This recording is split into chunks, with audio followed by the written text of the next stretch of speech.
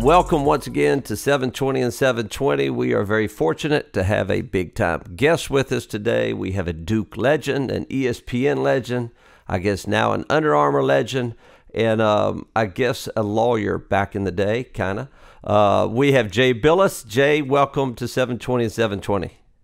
John, it is good to be with you, although you don't know the meaning of the word legend. I'm happy to be with you. Well, Bill Walton calls himself a legend, so I figured you were too. He is one, though. He actually accomplished something in life. No, you've accomplished something in life. I mean, I'm not sure. You know, if you did the stuff that he did probably on the side, you would think better of yourself, too. Yeah, that might be true. That one I'll give you. No comment. Listen, this is a very informative, quick podcast. We're trying to educate. We're trying to inform. We're trying to help young coaches. And I know because my work I do with you in the summertime, you've kind of committed yourself to helping young players and young coaches. I was going to call you the king of the ELO drill, but I wasn't going to do that. But what you've done in the summertime is you've made a huge effort. You and John Searby made a huge effort to help young people and young coaches and young players. And so I applaud you for that, because in this day and age, there's not a whole lot of people giving back to the game, and you're giving back to the game. But you had the fortunate experience to be with Coach K and Duke when they really first got started. And that was a long time ago. Not that you're old, but you are old. But you got started back in the early 80s, and Coach K got there, I guess, 2 years before you got there. But my question to you, trying to help young coaches, is what makes Coach K Coach K? What makes Duke Duke? I know there's probably 4 or 5 elite programs that stay elite all the time. Why? And trying to help young coaches, what makes Coach K Coach K? That's a good question, John. I think it's because, I think he got into coaching for the right reasons. He loves the game. He likes to teach. I think if he wasn't a coach, he would probably be a teacher. And I don't know what he'd teach, whether he'd teach history or art or whatever, but he'd be a teacher. That's just what's in his DNA. And he thinks about people first and relationships. And then instead of thinking about, and I think this is important, instead of thinking about a way to play, because a lot of coaches talk about how they want to play. This is how we want to play. We want to play up tempo. We want to do this. We want to do that. He thinks about, well, how are we going to win? And he thinks about winning 24/7. Now, that doesn't mean he doesn't prefer a certain style or want to play man-to-man, or he thinks motion offense is the way to play or something like that. But he's going to do what it takes to win. And I think that's a really important distinction. Rather than thinking about how to play, he thinks about how to win. Well, I guess he's got to adjust every year. I mean, back when you were playing for him, I remember I became a head college coach, and Lebo calls me and says, listen, whatever you do not play Duke at Duke. And I was like, why, Jeff? I may have that opportunity. He went, because it's like being naked for 40 minutes and everybody pointing and laughing at you. And so, that was when Coach K was pressuring the ball and denying and on the line of the ball and denying everything. And then he went to zone. And now he's trying to figure out ways to play with, I guess, today's player. Is that correct? That's right. And I think when I was playing for him, he was still figuring it out as a coach. And to some degree, he's still adapting and figuring it out now, but he's obviously much more experienced and has learned much more. But I think back then you had 4-year players and guys that stuck around because there was no other choice. I really don't think players are any different now than they were back in the day. It's just the environment and the circumstances around them are different. So he's adapted to that and adapted to having guys for a shorter period of time. But I think fundamentally his value system is exactly the same. He's still very well organized, and he breaks the game down to its simplest form. And he's able to communicate with guys, and he's constantly thinking about, well, how do I get to this guy? And it's not just, well, I'm going to sit him down, or I've got to get him away from everybody, or get somebody else to talk to him. quiet moments, all these different things that he does. He's constantly thinking about how the pieces fit together, and he doesn't take a day off. He still enjoys his life and has a family and does all, he's in the moment all the time, which I think is really good. When he's with his team or when he commits to thinking about work, he works. And when it's time to set that aside and be with his family or go to an event, he does that for that period of time, and he actually throws himself into it 100%, and then he moves on to the next thing. And I think his level of concentration and attention to what he's doing at the time has been a great lesson for me. Well, when he started, he didn't have success right off the bat. I mean, and it wasn't Duke of that's Duke now. What were his non-negotiables early? What were his pillars of this is what we're going to be at Duke, and this is how we're going to play. This is what we're going to kind of stand for. The I guess buzzword is culture now. Yeah, it's funny, John. We didn't have a lot of rules back then, and I don't know that he has a lot now. I think he calls them standards now.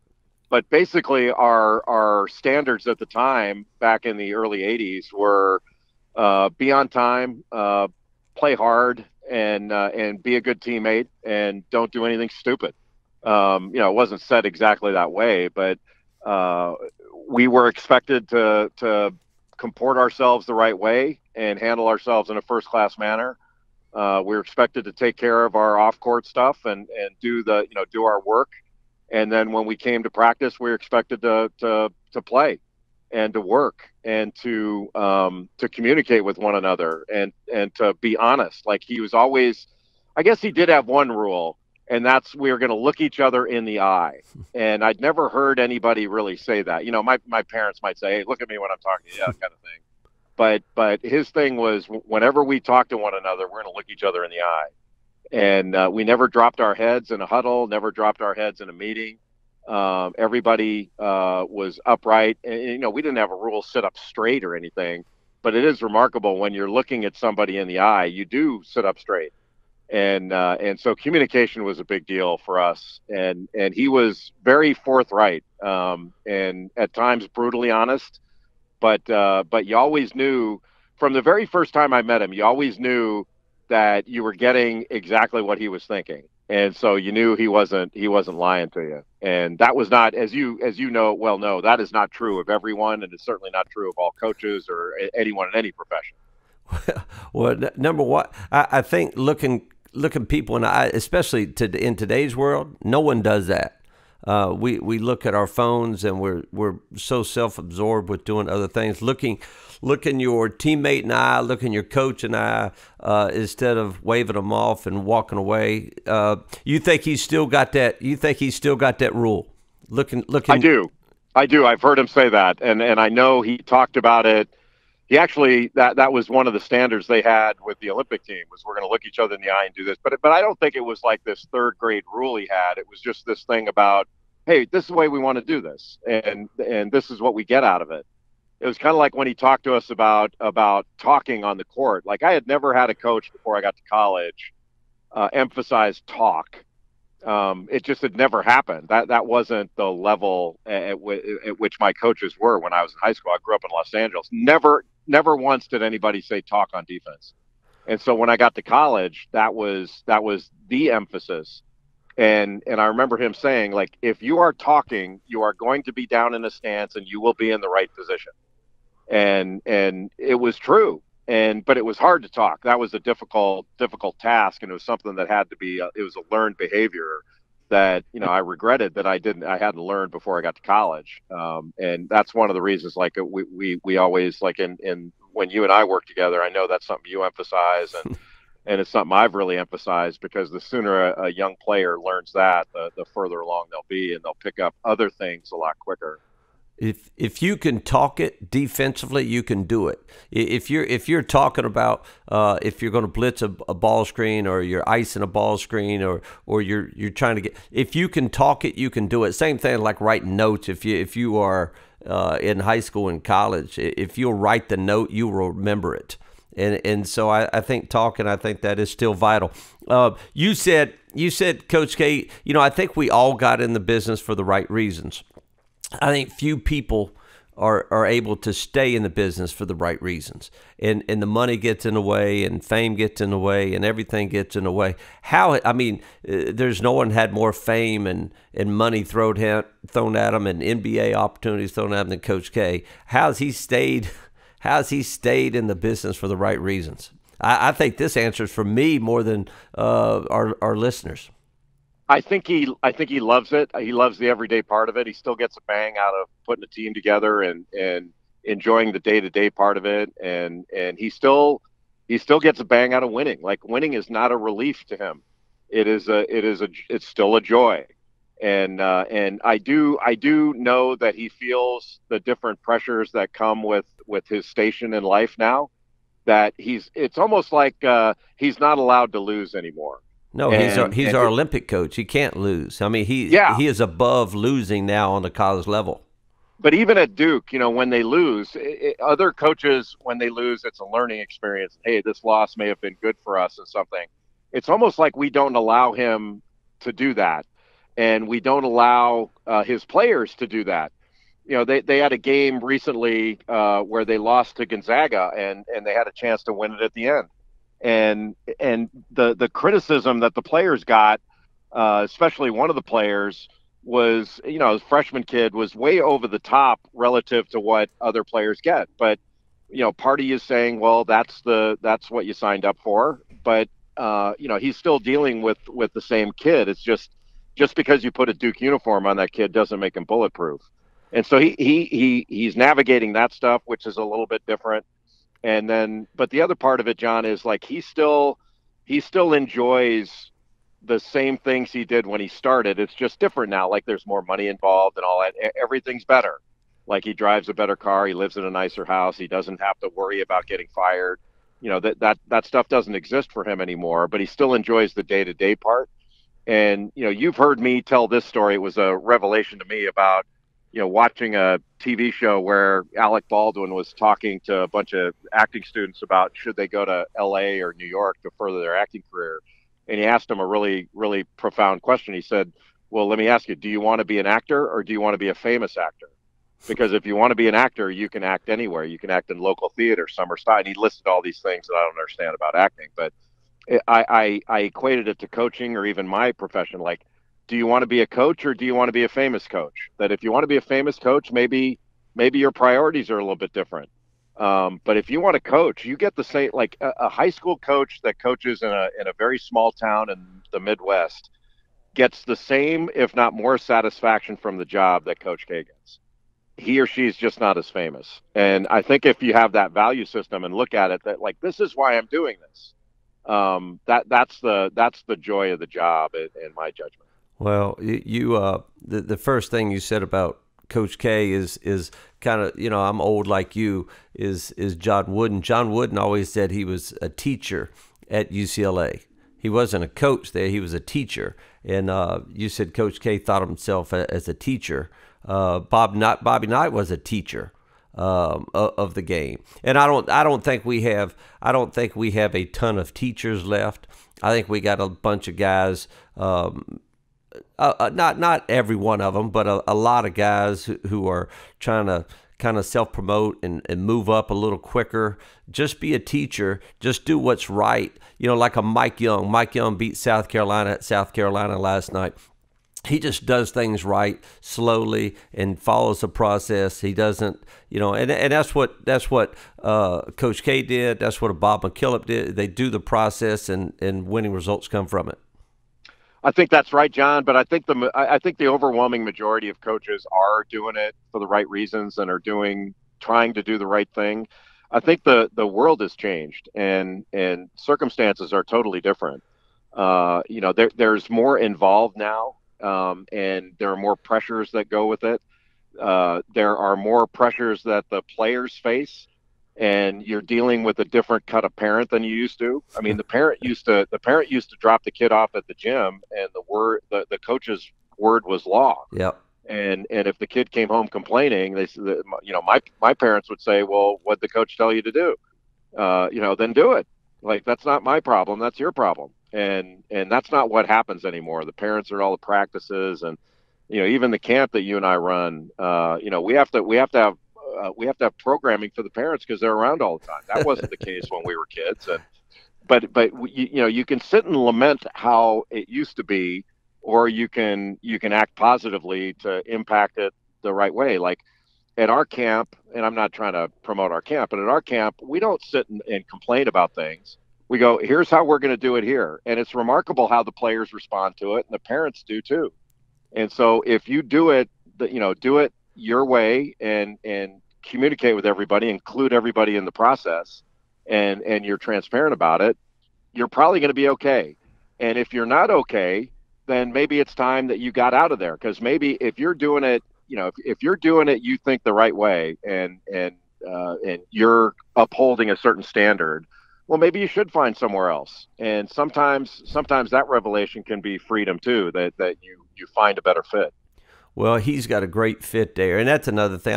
Rick Bird came to our coaches academy, and Rick Bird said, I'm one of the fortunate ones because my values and my beliefs fit the school that I'm at. And that's why Rick's had a great run at a Belmont. That's why Bob Ritchie's having a great run at a Furman. Mike Young having a great run at Wofford. So you're right. There's a lot of people doing right things. But I'm not going to take all your day. We just appreciate, if we can get young coaches understanding that, I guess, where they are. My son plays at UAH. That's Division II. They had a big win last night. He was juiced up like they just beat Carolina, and he was at Duke. And so, the big time is wherever you are, whether it be at Duke, whether it be at UAH, whether it be at Charlotte Latin. It doesn't really matter. Just have the big time where you're at. That's the most important game in the country is the one you're playing. And like I always thought that as a broadcaster, and Coach K taught me that. He would always say that hey, every game we play is important because we're playing it. Our game's the most important. And I've treated it that way as a broadcaster, that every game I do is the most important game of the day. And I treat it as such, and because it's my game, and I'm going to give my best effort and all that.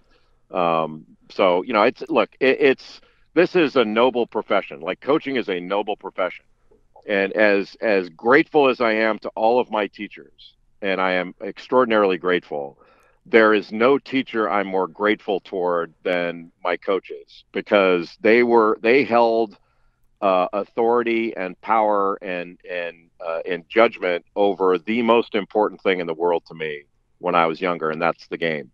And it's a really important and powerful position, and it's one that requires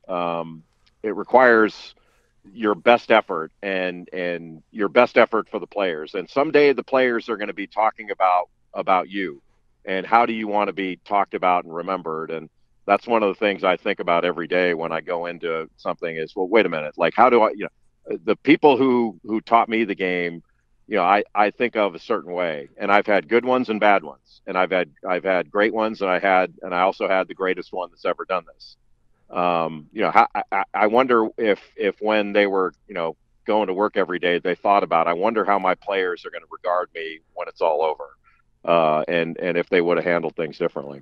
Well, your hardest and toughest and most fair teachers and coaches are the ones you remember, not the ones that let you slide by. And that's what we all got to remember as coaches. Last thing real quick, as a broadcaster, you've gotten to be really good. When you were younger, and let's say you were doing an NCAA tournament game and the team was down by about 56, and the coach maybe ran a great play at the end of the game and cut it to maybe 54, maybe Chattanooga, UConn back in 09. What were you thinking about Coach Shulman, John Shulman, at that moment? I was probably thinking about getting something to eat after the game was over. Hey, that's the first time I met you. It was not a great first introduction. It was actually it was one I still talk about all the time, because you when you met Dick Enberg, I thought you were going to fall on the ground with awe. I had a man crush. Hey, Jay, I had a bit of a man crush on Dick Enberg. Oh my God, Mr. Enberg, it's so wonderful to meet you. Hey Jay, how you doing? That was my introduction to John Schulman, and it's only gotten worse from there. Hey, listen, we once again, we appreciate what you do for college basketball, but we also appreciate people don't get a chance. You know, they see you on Twitter and they see you on ESPN. They don't see you in Charlotte, North Carolina, in the middle of June for 12 hours, about 14 hours actually, on a Saturday, helping young kids and helping young coaches and spending time with people. They don't get to see that side of Jay Bilas, and we appreciate that side. So I really appreciate your time. Well, brother, it's great being with you. I appreciate you and look forward to seeing you soon. All right, sounds good. Thanks so much.